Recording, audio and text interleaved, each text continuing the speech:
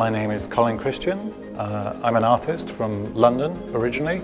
I moved to Florida. I'm a sculptor and a member of the art movement called Pop Surrealism. And I'm here in Texas at McAllen IMAS doing a show called Fast Forward, and I'm presenting some of my work.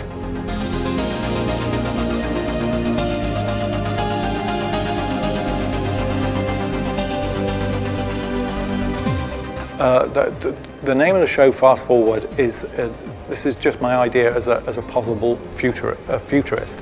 I'm very optimistic about the future, but there are dangers concerning some of the technologies that we're going to come up against, and I wanted to address some of those ideas in my work. But I really love the idea of space travel, so I produce a lot of girls with space outfits on. That's my favorite, and I wanted to get some of those ideas here at the show. Originally I started producing work on a commercial level.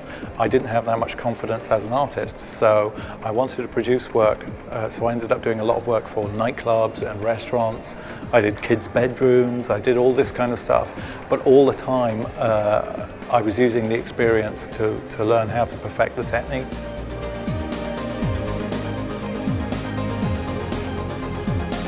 The work itself is very labour intensive, and it's dirty and smelly, lots of chemicals, but it requires a great deal of craft and finesse. All the materials I use are based in the automotive industry.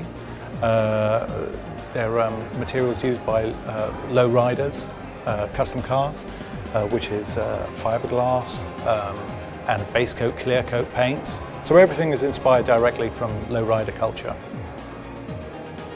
Originally I wanted to be a makeup artist, making Frankensteins and Draculas and creatures from Black Lagoon. So a lot of the same things that you see on these figures and heads, they're used in movies like RoboCop and Terminator movies. It's the same basic material. A lot of the materials that they use in movies, they're industrial materials. The techniques that they use, which is mold making and replicating. Some of the pieces I use silicon in, and that's used now in movie special effects. Silicon is a very difficult material to use. It's a rubber base. It's one of the most common elements on the planet.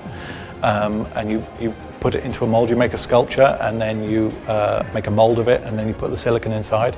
It's coloured with flocking, which is actually superfine chopped up cotton fabric of multiple colours, and then it's mixed in your eye by your brain.